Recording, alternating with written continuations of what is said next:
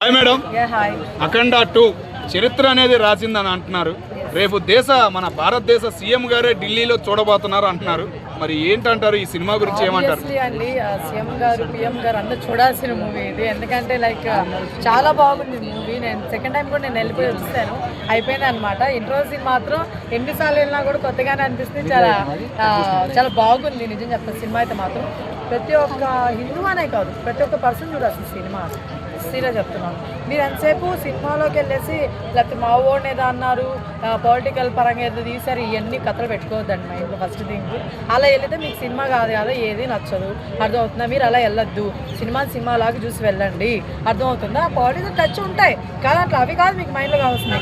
Second పార్ట్లో politics కాదు, main ఏంటంటే దేవుడు. దీని గురించి వెళ్ళండి, సనాతన ధర్మం గురించి, దేవుడి గురించి.